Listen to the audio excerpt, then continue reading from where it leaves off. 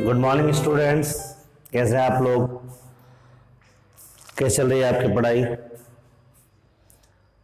सुबह के 5:30 बजे बच्चों, और ये लेक्चर हम लोग जो रिकॉर्ड कर रहे हैं एक्चुअल में ये रमज़ान शुरू होने की वजह से दिन में थोड़ा सा टाइम ही नहीं मिल पाता है और निकलना नहीं हो पाता है, तो ये सुबह अर्ली इन द मॉर्निंग हम लोग रिकॉर्ड कर रहे हैं। तो इसमें थोड़ी सी बहुत प्रॉब्लम आ सकती है आपको क्लियरिटी को लेकर के, थोड़ा एडजस्ट करेंगे। और आज ये हमारा रेडॉक्स रिएक्शन का सेकंड लेक्चर है बच्चों। फर्स्ट लेक्चर में मैंने आपको बता दिया था, रिवाइज करा देता हूँ एक बार। हम लोगों ने रेडॉक्स रिएक्शन क्या होती है बता दिया था, उसमें ऑक्सीकरण और अपचयन के बारे में बता दिया था आपको, ऑक्सीकारक और अपचायक के बारे में बता दिया था। उसके बाद में हमने बच्चों आपको इसमें रेडॉक्स अभिक्रियाएं कितने प्रकार की होती हैं बता दिया था, और उसके बाद में बच्चों हमने उसमें बता दिया था आपको ऑक्सीकरण कैसे फाइंड आउट करते हैं, ये बता दिया था मैंने आपको। आज हम लोग बात करेंगे बच्चों ऑक्सीकरण की कुछ स्पेशल केसेस, ऑक्सीकरण कैसे निकालते हैं। ऑक्सीकरण के लिए कुछ पॉइंट्स मैंने आपको पिछले लेक्चर में बताए थे, मैं याद करा दूं एक बार कि कोई भी कंपाउंड, कोई भी यौगिक का जो टोटल ऑक्सीडेशन नंबर होता है, टोटल ऑक्सीकरण अंक होता है, वो 0 होता है।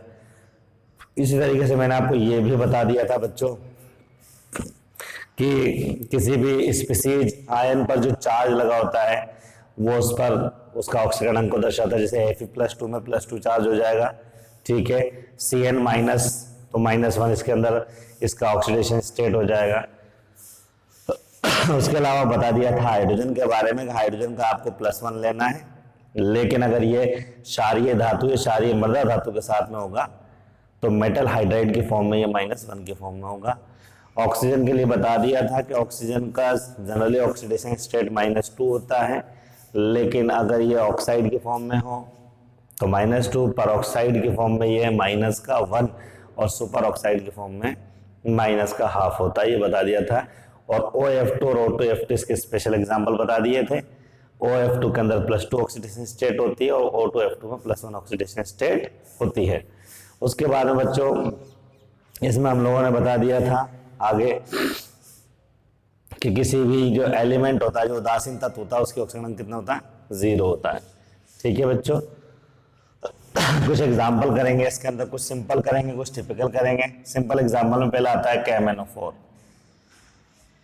आपको Mn की ऑक्सीडेशन स्टेट फाइंड आउट करनी है बच्चों, बिल्कुल सिंपल तरीका है। जिसकी ऑक्सीडेशन स्टेट फाइंड आउट करनी है उसको X मान लेंगे, ठीक है बच्चों। पोटेशियम क्षारीय धातु कितना होता है?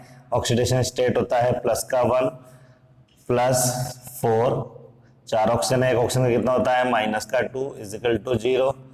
तो X = 4 × 2 = 4 × 2 = 8, -8 हो जाएगा तो +8, ये +1 हो जाएगा तो -1, X = कितना होगा? +7। तो Mn की कौन सी फॉर्म हो गई बच्चों? +7 हो गई। इसी तरीके से अगर मान लीजिए सेकेंड एग्जाम्पल है हम लोग K2Cr2O7, क्रोमियम की आपको ऑक्सीडेशन स्टेट निकालने, क्या मानेंगे बच्चों? इसको 2x मान लेंगे, 2 है ना भाई, और इधर ये पोटेशियम का +1 होता है, 2 है, तो 2 × +1 हो गया ना बच्चों, ठीक है। इसकी बात कर रहे हैं, ठीक है, इसको आप ऐसे भी लिख सकते हैं 2 × +1, ठीक है। इसी तरीके से ऑक्सीजन की बात करें, 7 ऑक्सीजन है, एक का -2 होता है = 0। ओवरऑल निकाल लेंगे तो 2x = मेरे पास में 7 दूनी 14, 14 उधर चले जाएंगे तो प्लस का 14 हो जाएगा, ये प्लस का 2 हो जाएगा तो माइनस का 2 हो जाएगा, तो 2x = आ जाएगा 14 में से 2 जाएंगे तो माइनस का प्लस का 12 आ जाएगा। x = आ जाएगा 12 / 2 प्लस का 6 आ जाएगा, ठीक है बच्चों। इसके अलावा और एग्जांपल ले सकते हैं, जैसे MnO4 माइनस के अंदर Mn की ऑक्सीडेशन स्टेट आपको निकालनी है, तो क्या करेंगे? इसको हम लोग x मान लेंगे, +4 × -2 = -1 चार्ज है तो -1 चार्ज इधर लिख देंगे, ठीक है बच्चों। चार्ज नहीं होता है तो 0 लिखते हैं, चार्ज होता है तो चार्ज लिख देते हैं। 4 दूनी 8 होते हैं, उधर जाएंगे तो क्या हो जाएगा? -8 हो जाएगा, +8 हो जाएगा, x = -1 +8, x = हो जाएगा +7।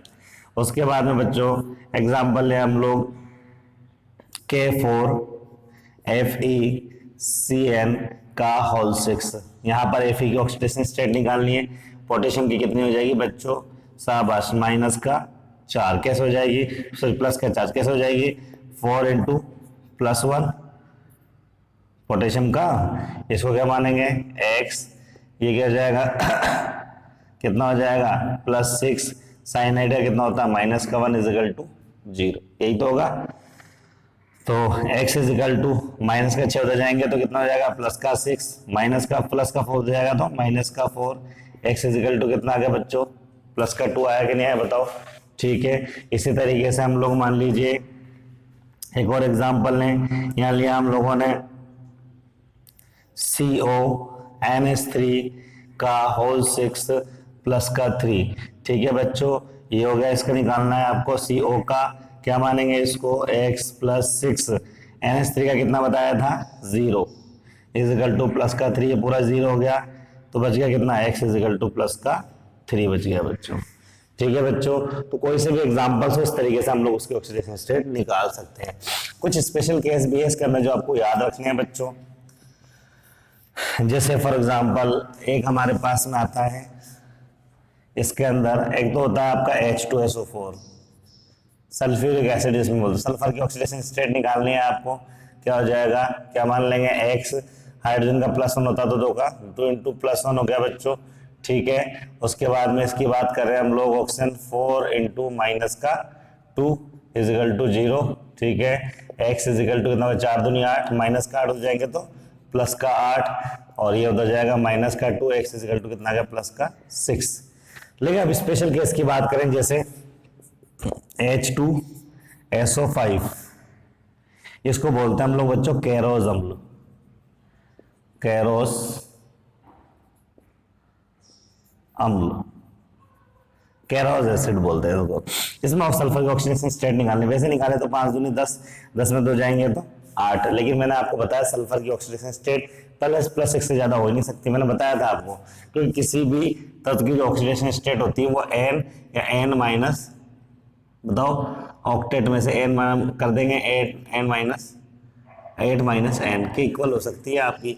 मतलब यूं कह सकते हैं कि किसी भी तत्व की बाह्यतम कक्षा के अंदर, मैंने आपको एक टेबल बना के बताई थी पिछली क्लास के अंदर कि उनके बीच हो सकती है। एक एग्जांपल देता हूं, जैसे नाइट्रोजन है, बाह्यतम कक्षा में कितने इलेक्ट्रॉन होते हैं 5, तो 2 कंडीशन है, या तो इसकी ऑक्सीडेशन स्टेट हो सकती है, या तो ये 3 ले लेगा तो माइनस का 3 बच जाएगा, या 5 के 5 त्याग देगा तो +5, माइनस से +5 तक कोई भी ऑक्सीडेशन स्टेट इसकी हो सकती है।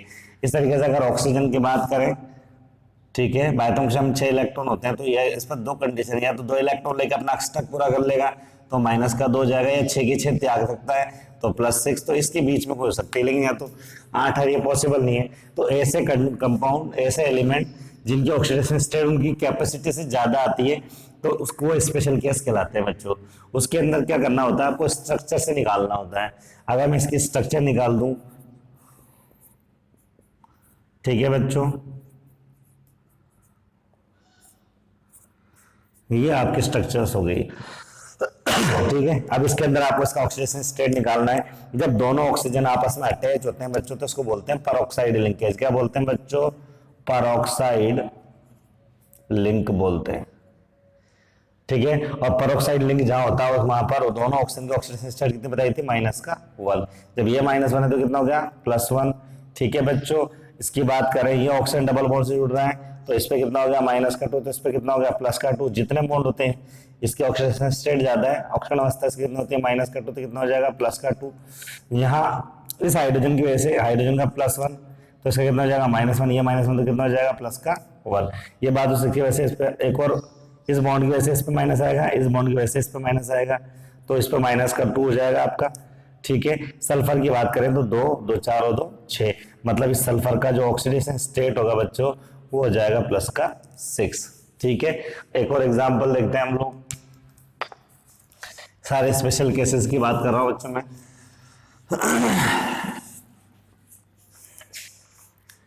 जैसे फॉर एग्जांपल मैंने बात की आपसे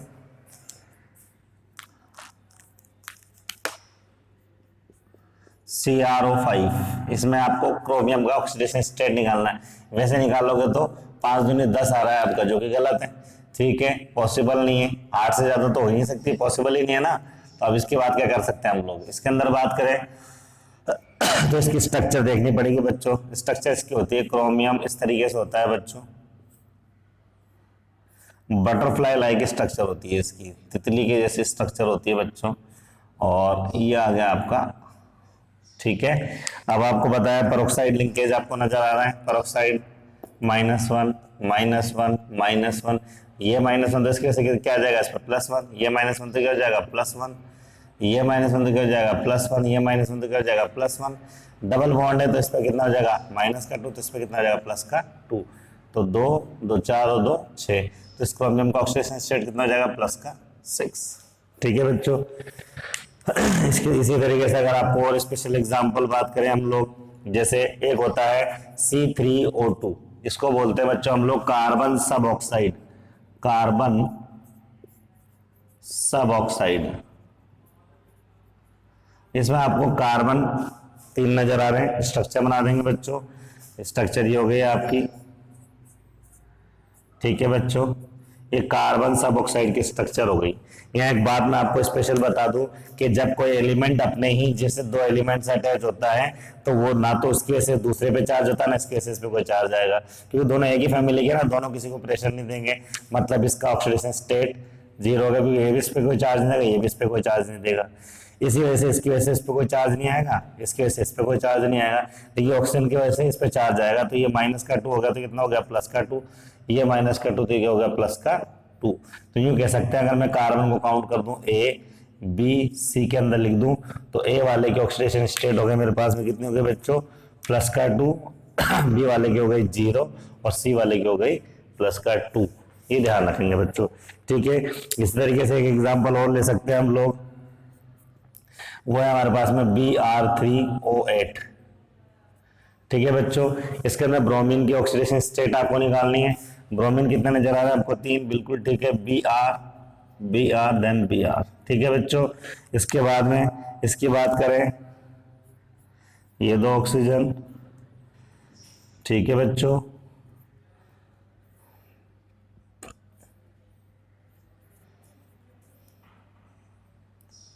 लीजिए हो गए Br3O8। अब मुझे बताइए इस ऑक्सीजन पे कितना आएगा बताओ, -2, 2 बॉन्ड है, जितने बॉन्ड होते उतने चार्ज आता है, -2 तो इस पे कितना आ जाएगा +2, ये कितना -2 तो ये कितना हो गया +2, ये कितना -2 तो कितना हो गया +2।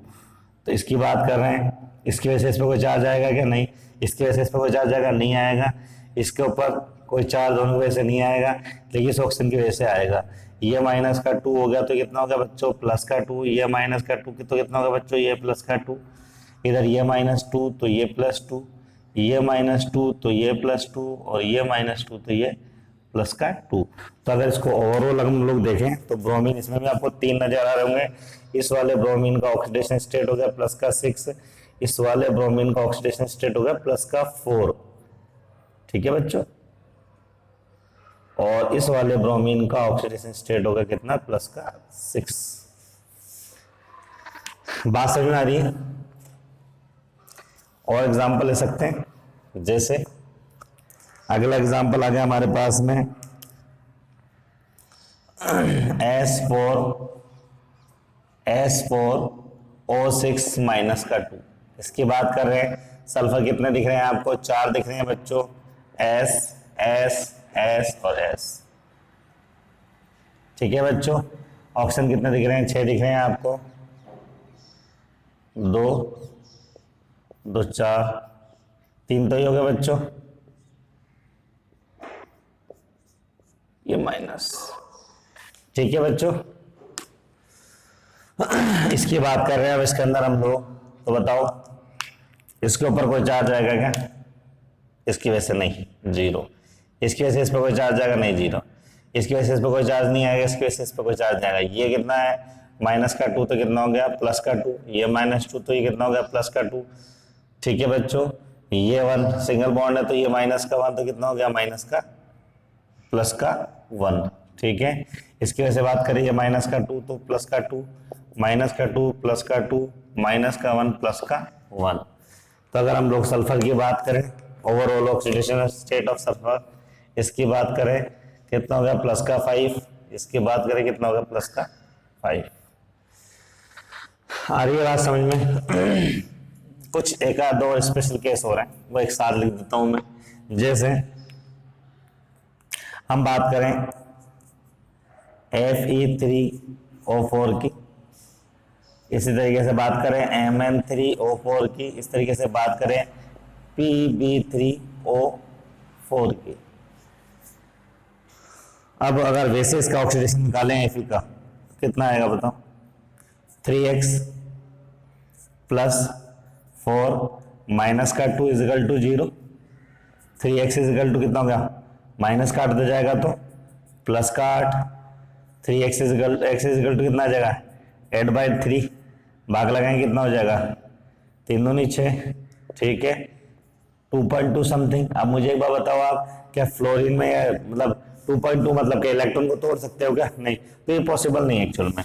जो आपको नजर आ रहा है एक्चुअल में ये कहलाते हैं मिक्सचर ऑफ ऑक्साइड्स, ऑक्साइड के मिक्सचर कहलाते हैं बच्चों। और ऑक्साइड के मिक्सचर जब होते हैं तो उसको दो फॉर्म में मिला होता है एक्चुअल में, ये FeO.Fe2O3 ये इस फॉर्म में होता है। ऐसे ही हो जाएगा MnO Mn2O3, ऐसे ही हो जाएगा PbO Pb2O3। इसके अंदर Fe की ऑक्सीडेशन स्टेट निकालनी, क्या मानेंगे? x, कितने मानेंगे? माइनस का 2, कितना आ गया? 0। x बराबर कितना हो गया? प्लस का 2। इसका कितना हो गया? प्लस का 2।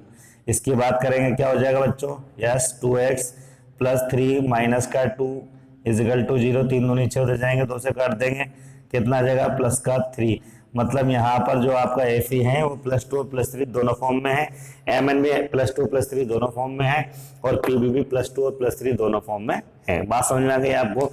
तो इस तरीके से हम लोग किसी भी कंपाउंड की ऑक्सीडेशन स्टेट निकाल सकते हैं।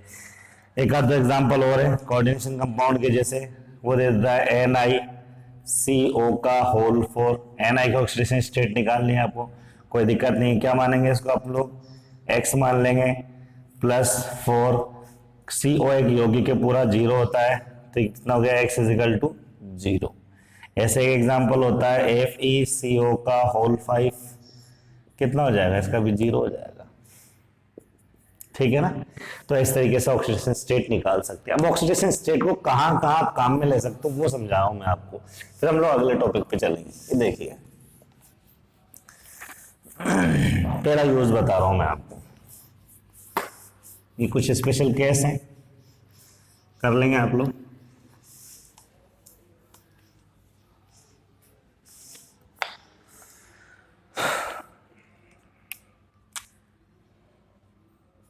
मैंने एक रिएक्शन लिखी है यहाँ पर, मान लीजिए बच्चों CuSO4 plus Zn is equal to ZnSO4 plus Cu।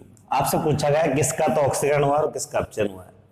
ठीक है बच्चों, इससे पहले आपको कुछ बातें बता दूं मैं, वो याद रखनी है, मेहनत कम होगी। जैसे SO4 है -2 फॉर्म में होता है, CO3 है कार्बोनेट -2 फॉर्म में होता है, NO3 माइनस है नाइट्रेट -1 के फॉर्म में होता है, साइनाइड -1 के फॉर्म में होता है, आइसोसाइनाइड ये भी -1 के फॉर्म में होता है। ठीक है, हाइड्रोक्साइड -1 के फॉर्म में होता है। ये कुछ चीजें जो याद रखनी है आपको। ठीक है बच्चों, रख लेंगे याद। चलिए आगे चलते हैं हम लोग। इसकी बात कर रहे हैं तो ये पूरा कितना है? -2। SO4 भी बताया ना, तो ये -2 कितना हो जाएगा? +2। मतलब कॉपर मेरे पास में जो फॉर्म है कॉपर की वो क्या है बच्चों? मेरे पास में +2 है। Zn कितनी है? अकेला ना, जब सिंगल होता है न्यूट्रल होता है वो 0, कोई सा भी एलिमेंट हो, अगर अकेला होगा तो 0। ये कितना हो गया? -2 तो +2, ये कितना हो गया? 0। गौर से नोटिस करो, कॉपर +2 था, अब 0 चला गया। तो बताओ प्लस चार्ज घट रहा है क्या बढ़ रहा है? प्लस चार्ज घट रहा है, और प्लस चार्ज का घटना क्या कहलाता है? क्या कहलाता है? अपचयन। तो यहाँ कॉपर का क्या हो रहा है? अपचयन हो रहा है। यहाँ 0 था, +2 में कन्वर्ट हो गया। ठीक है, प्लस चार्ज बढ़ गया। प्लस चार्ज का बढ़ता, जब इलेक्ट्रॉन निकलते हैं, इलेक्ट्रॉन निकलना क्या होता है? ऑक्सीकरण। तो यूं कह सकते हैं सभी क्रिया के अंदर कॉपर का अपचयन और जिंक का ऑक्सीकरण हो रहा है। जिसका ऑक्सीकरण होता है बच्चों वो कहलाता है आपका अपचायक, और जिसका अपचयन होता है वो कहलाता है आपका ऑक्सीकारक। यहां दो क्वेश्चन पूछ सकता है आपसे। पहला, रिएक्शन में अपचायक कौन है या ऑक्सीकारक कौन सा है, या रिएक्शन में किसका ऑक्सीकरण हो रहा है और किसका अपचयन हो रहा है। एक एग्जांपल और देखते हैं। यहां लिखा आपने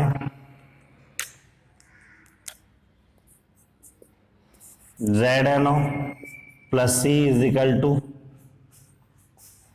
Zn प्लस CO। इसकी बात कर रहे हैं। ऑक्सीजन में कितना होता है बताइए, शाबाश, -2 तो कितना हो गया +2। कार्बन कितना हो गया 0, अकेला है तो 0। कार्बन इसका कितना होता है -2, कितना हो गया +2 हो गया। अब बताओ यहाँ पर 0 से +2 में कन्वर्ट हो रहा है कार्बन, हो रहा है ना। तो जब 0 से +2 के अंदर कन्वर्ट हो रहा है तो प्लस चार्ज बढ़ रहा है, और जब जब प्लस चार्ज बढ़ता है तो क्या होता है, क्या होता है, शाबाश, ऑक्सीकरण। तो किसकी तरह काम करेगा बताओ, शाबाश, अपचायक की तरह काम करेगा। यहां बात कर रहे हैं Zn, हमारे पास +2 में था, 0 में कन्वर्ट हो प्लस चार्ज घट रहा है, क्या कहलाएगा, बिल्कुल सही है, अपचयन। और अपचयन को कहते हैं ऑक्सीकारक। बिल्कुल ठीक है बच्चों। एक बात और बताऊं बच्चों, मैं आपको ऊपर वाले एग्जांपल से बता रहा हूं। या SO4 का ऑक्सीडेशन स्टेट कितना है, -2, और इधर कितना है। तो क्या SO4 की ऑक्सीडेशन स्टेट में कोई चेंज आ रहा है क्या, दोनों साइड में नहीं। तो ऐसे आयन जिनकी ऑक्सीडेशन स्टेट में कोई चेंज नहीं आता है उनको स्पेक्टेटर्स आयन बोलते हैं। स्पेक्टेटर्स आयन, दर्शक आयन बोल सकते हो आप लोग, ऑडियंस होता है, कोई लेना देना नहीं है, इसको बोलते हैं हम लोग दर्शक आयन। SO4 या क्या है, दर्शक आयन। बता सकते हैं जिसके ऑक्सीडेशन स्टेट में, जिसके ऑक्सीजन में कोई परिवर्तन नहीं होता है, दर्शक आयन कहलाता है। क्लियर हो गया बच्चों, आगे चलते हैं और एग्जाम्पल भी ले सकते हैं। एक मैंने आपको बताया था, 4 एग्जाम्पल दिए थे, आपने पूछा था कौन से अभिक्रिया, रेडॉक्स अभिक्रिया नहीं है। एग्जाम्पल था CaCO3 is equal to CaO plus CO2। ठीक है, बात कर लेते हैं। यहां पर कार्बोनेट कितना होता है, वो था -2, तो कितना हो गया +2। ऑक्सीजन कितना होता है -2, तो कैल्शियम कितना हो गया +2। ठीक है, कार्बन या ऑक्सीजन कितना होता है -2, 2 4, तो ये कितना होगा +4। ठीक है, यहां भी निकाल सकते हो आप लोग, अब इसका निकाल सकते हैं। ठीक है, ऑक्सीजन का इसका कार्बन का निकालना चाहे तो कितना आएगा बताओ, अकेले कार्बन का, केवल कार्बोनेट की बात नहीं कर रहा हूं। तो यहाँ इसको x मान लेंगे, ये +2 है, तो कितना हो गया 3 दूनी 6, 6 में से 2 घटा दो, कितना होगा +4। तो यहाँ कैल्शियम का कितना है +2, यहाँ भी कितना है +2, कार्बन का कितना है +4, यहाँ भी कितना है +4, ऑक्सीजन का कितना है -2, यहाँ भी कितना है -2। तो यूं कह सकते हैं ऐसी रासायनिक अभिक्रिया, ये अपघटन तो है बच्चों, कैल्शियम कार्बोनेट टूट तो रहा है, तो यूं कह सकते हैं ऐसे अभिक्रिया इसमें पदार्थ का अपघटन तो हो, लेकिन ऑक्सीकरण अंग में कोई चेंज नहीं हो, किसी में भी चेंज नहीं हो रहा, तो ये रेडॉक्स अभिक्रिया का उदाहरण नहीं है। When the changes in oxidation state does not take place, then the reaction will not oxidation redox reaction। समझ में आ गया। तो रेडॉक्स रिएक्शन वो तब तक नहीं होगी जब तक उसके ऑक्सीडेशन नंबर में चेंज नहीं होगा। अगर उसको आपको कहना है रेडॉक्स, तो चाहे वो कोई सी भी रिएक्शन हो, आपको ये कहना पड़ेगा उसके अंदर बच्चों कि किसका ऑक्सीडेशन हो रहा है, किसका अपचयन, उस आधार पर कहेंगे जब उसके अंदर उसका ऑक्सीडेशन नंबर चेंज होगा। आगे बात कर रहे हैं बच्चों इसके अंदर हम लोग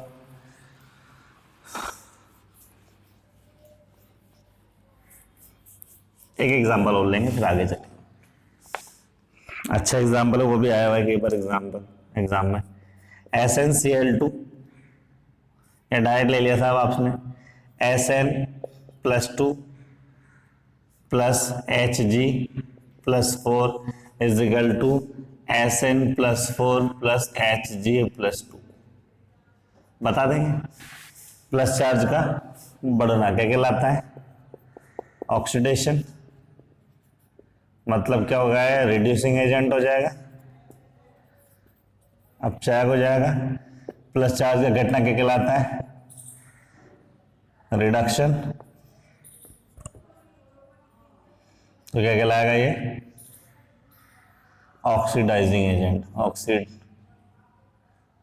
ऑक्सीडाइजिंग एजेंट। अच्छा, एक खास बात और बच्चों, पिछले लेक्चर में गड़बड़ हो गई थी थोड़ी सी। बताया था आपको मैंने कि कुछ पदार्थ, कुछ तत्व क्या होते हैं, ऑक्सीजन की तरह भी काम करते हैं और अपचायक की तरह भी। इसमें एक एग्जांपल दिया था आपको HNO2, सही है बिल्कुल, और दिया था SO2, ये भी बिल्कुल ठीक है।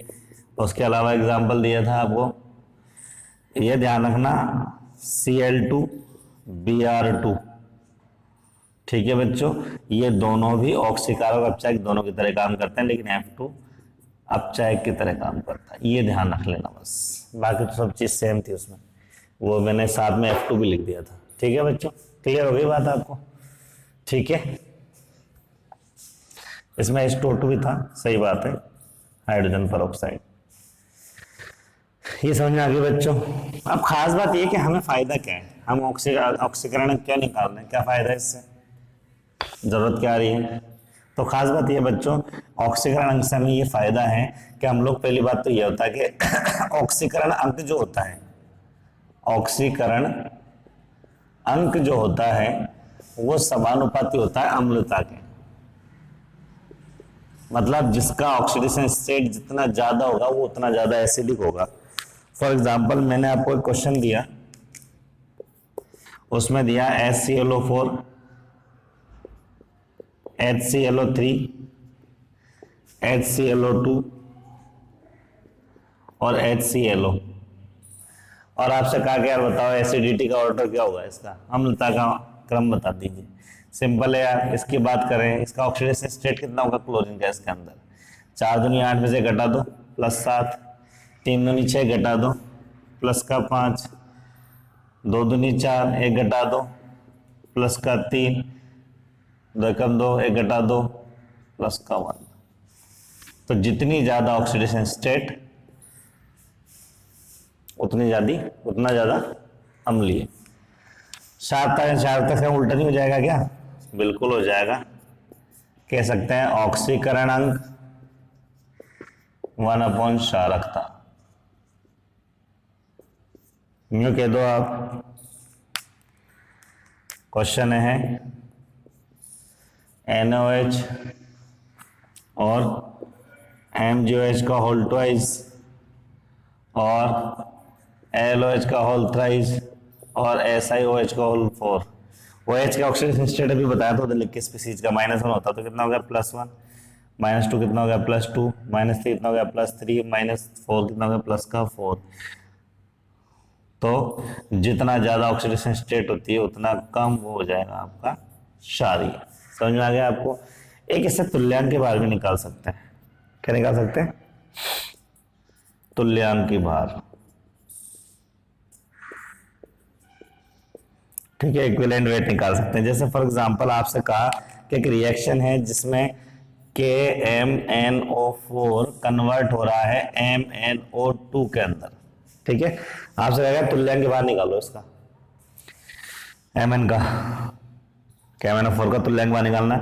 इसको मान लेंगे अपन लोग x है, मान लिया x, अभी नहीं माना, अब मानेंगे।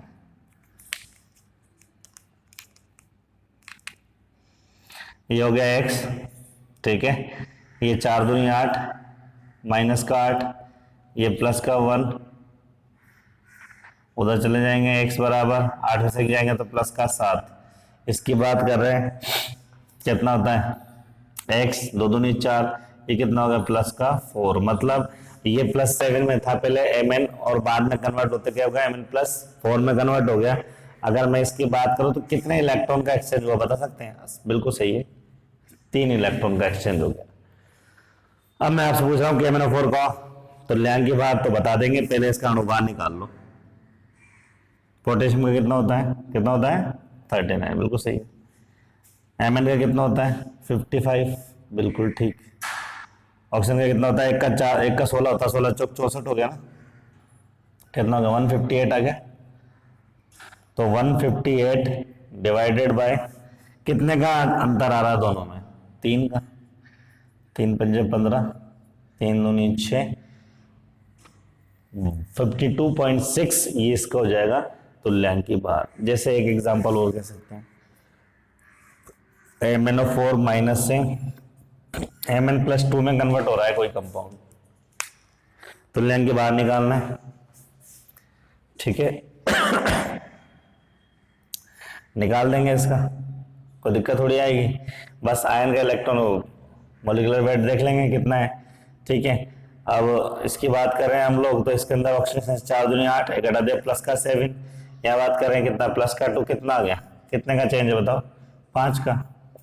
इसका वो निकाल देंगे आप लोग, मॉलिक्यूलर वेट Mn का कितना हो जाए, 55, ऑक्सीजन 16 चौक 64, कितना हो गया, 4 और 5 9, 6 और 5 11, 119 हो गया।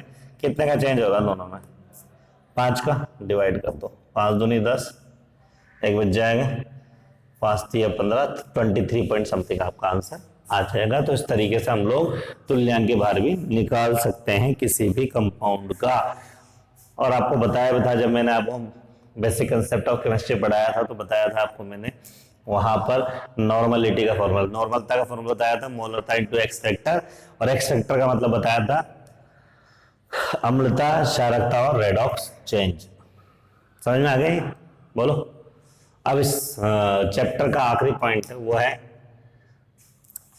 Balancing of chemical reaction. Chemical reaction की बैलेंसिंग, रासायनिक अभिक्रियाओं का संतुलन। रासायनिक अभिक्रियाओं का संतुलन 2 विधियों से होता है बच्चों, दोनों सुन लो। वैसे कम आते हैं इस टाइप का क्वेश्चंस, लेकिन देख लीजिए। अभिक्रिया का संतुलन, ठीक है, 2 विधि है इसकी। पहली आयन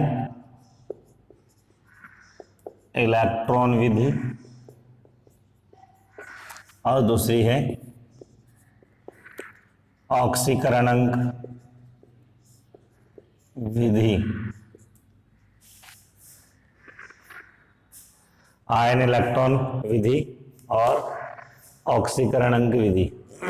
ठीक है बच्चों, शुरू करते हैं। मान लीजिए यहाँ एक रिएक्शन ली मैंने, MnO4 माइनस का 2 माइनस SO3 माइनस का 2, ये हो जाएगा Mn+2, यहाँ लिख दिया मैंने SO4 माइनस का 2। ठीक है बच्चों, पहले इसको हम लोग कर लेते हैं पहले मेथड से। सिंपल तरीका है, पहले दोनों को डिस्ट्रीब्यूट कर लो। MnO4 माइनस 2 कन्वर्ट हो रहा है Mn+2 के अंदर। ठीक है बच्चों, इधर SO3 माइनस 2 कन्वर्ट हो रहा है SO4 माइनस 2 के अंदर। ठीक है, चलिए इसमें क्या करते हैं, पहले सबके ऑक्सीडेशन स्टेट लिख लेते हैं। इसकी ऑक्सीडेशन स्टेट कितनी है, Mn की 4 दूनी 8, एक कम कर दिया प्लस का 7। ऑक्सीजन और हाइड्रोजन को छोड़ देते हैं। अगर इसके अंदर रिएक्शन में कहीं भी वाटर, ऑक्सीजन और हाइड्रोजन जल की फॉर्म में हो, H+ की फॉर्म में हो, OH- की फॉर्म में हो, H2 की फॉर्म में हो, तो इनको हटा देते हैं। ठीक है बच्चों, ये +7, ये कितना है, प्लस का 2। कितने इलेक्ट्रॉन का लेन देन है, कितने इलेक्ट्रॉन कम है, तो यूं कह सकते हैं 5 इलेक्ट्रॉन का हेर फेर है इधर। ठीक है बच्चों, तो ये लिख सकते हैं अपन यहाँ पर कि 5 इलेक्ट्रॉन की कमी है, 5 इलेक्ट्रॉन। ठीक है, इसकी बात करें सल्फर का ऑक्सीडेशन 4 3 दूनी 6 माइनस को जाए प्लस का 6, घटा दें कितना आ जाएगा, प्लस का 4। इसकी बात करेंगे 4 दूनी 8, 8 में 2 घटा देंगे प्लस का 6, कितने इलेक्ट्रॉन का हेर फेर है बताओ, 2 इलेक्ट्रॉन का। हो गया, तो जितना हेरफेर आया उसको इससे मल्टीप्लाई कर दो, इधर हेरफेर आया उसको इससे मल्टीप्लाई कर दो, इसको इससे मल्टीप्लाई कर दिया तो कितना आ गया बताओ, बोलो बोलो, 2 से मल्टीप्लाई कर दिया, यह आ जाएगा मेरे पास में 2 MnO4 minus is equal to 2Mn+2। ठीक है, इसको कितने से मल्टीप्लाई कर देंगे? 5 से। तो यह आ जाएगा आपका 5SO3 minus 2 is equal to 5SO4 minus का 2। मिक्स करके लिख दो, दोनों को मिक्स कर दिया, क्या बन जाएगा बताओ? ये हो जाएगा आपका 2MnO4 minus plus 5SO3 minus का 2 इज इक्वल टू, ये हो जाएगा 2Mn+2 प्लस 5SO4 माइनस का 2। हो गया। अब क्या कर सकते हैं, इसके अंदर जितने ऑक्सीजन हो ज्यादा उसके अपोजिट साइड में H2O जोड़ देंगे उसको बैलेंस करने के लिए। तो 5 3 15 ऑक्सीजन तो ये नजर आ रहे हैं आपको, और 4 दूनी 8 ही नजर आ रहे हैं। 4 दूनी 8 और 5 3 15, 15 और 8 कितने होते हैं? 23, 23 हो गए ऑक्सीजन। इधर बात कर रहे हैं 5 चौक 20 ऑक्सीजन है, मतलब इधर 3 ऑक्सीजन कम है। तो ये अगले स्टेप में हो जाएगा मेरे पास में 2MnO4 minus plus 5SO3 minus 2 is equal to 2Mn+2 plus 5SO4 minus 2 plus कितना हो जाएगा बताओ? यहाँ लिख देंगे 3H2। जितने ऑक्सीजन कम होंगे उतने वाटर के मॉलिक्यूल जोड़ देंगे। ओके बच्चों, अब जितने हाइड्रोजन उधर हो जाए उतने H+ अपोजिट साइड में जोड़ दो। तो ये हो जाएगा 2MnO4 minus plus 5SO3 minus 2 plus 6, 3 नीचे हो गया ना, H+ इज इक्वल टू, ये हो जाएगा 2Mn+2 plus 5SO4 minus 2 plus ये हो जाएगा 3H2। ये बैलेंस हो गई इक्वेशन आपकी। चेक करा देता हूं। Mn कितना है? 2। Mn कितना है? 2। सल्फर कितना है? 5। सल्फर कितना है? 5। ऑक्सीजन की बात करें, 4 दूनी 8, 5 3 15, 23, 4 5 20 और 3 23। हाइड्रोजन 6। चार्ज भी चेक करा देता हूं, माइनस का 2, 5 दूनी 10, 10 और 2 12 हो गए माइनस के, 12 में से 6 घटा दो, प्लस के 6 आ गए, मतलब सॉरी माइनस के 6 आ गए। इसकी बात कर रहे हैं, 2 दूनी 4, 5 दूनी 10, 10 माइनस का है, प्लस के 4 कितना आ गया? माइनस का 6। हो गई बैलेंस। तो ये कहलाता है आपका आयन इलेक्ट्रॉन विधि। ठीक है बच्चों, सेकंड मेथड देखते हैं हम लोग। सेकंड मेथड के अंदर इसी को अलग कर रहे हैं हम लोग।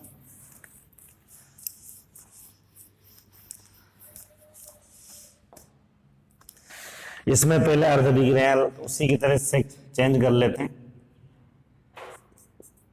MnO4 माइनस बदलता है Mn+2 के अंदर। यहाँ SO3 माइनस 2 कन्वर्ट होता है SO4 माइनस 2 के अंदर। यही हो रहा है, बिल्कुल सही। इसके अंदर पहला पॉइंट ये कहता है कि ऑक्सीजन और हाइड्रोजन को छोड़कर अन्य तत्व को बैलेंस करते हैं। अन्य तत्व को बैलेंस, ऑक्सीजन हाइड्रोजन छोड़ दो, अन्य तत्व मैंगनीज है, बराबर है, छोड़ दो। सल्फर यहां पर बराबर है, ठीक है। सेकेंड स्टेप क्या कहता है? सेकेंड स्टेप कहता है ऑक्सीजन को H2O से बैलेंस करते हैं। 4 ऑक्सीजन इधर एक भी नहीं है, ये MnO4 minus is equal to Mn+2 plus 4H2O। जितने ऑक्सीजन हो कम हो उतने H2O जोड़ देंगे। यहां बात कर रहे हैं SO3 माइनस का 2 is equal to SO4 minus का 2। 4 ऑक्सीजन है ना, इधर 3 ही है, एक जोड़ देते हैं तो प्लस H2।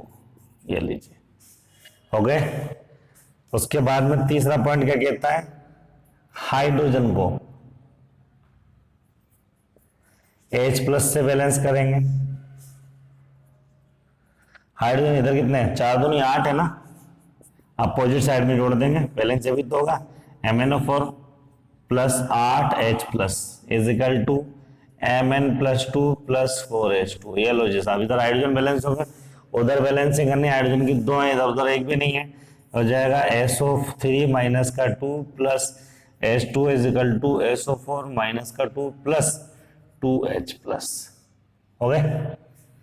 अब इसके बाद में लास्ट में इलेक्ट्रॉन को बैलेंस करना होता है, इधर बैलेंस कर लो पहले, प्लस का 8 है, माइनस का 1 है, कम कर देंगे, मतलब प्लस का 7 ओवरऑल इधर है, इधर ओवरऑल प्लस का 2 है, कितने का डिफरेंस है, मतलब ये प्लस 7 को मुझे प्लस 5 बनाना पड़ेगा, प्लस 7 को प्लस 2 बनाना पड़ेगा, क्योंकि प्लस को कम कर सकते हैं, तो 5 इलेक्ट्रॉन अगर मैं इधर जोड़ देता हूं तो 5 माइनस हो जाएंगे तो प्लस 2, तो जिधर प्लस चार्ज ज्यादा हो और जितना ज्यादा उतने इलेक्ट्रॉन जोड़ देते हैं, सिंपल सी बात ये हो गई यार।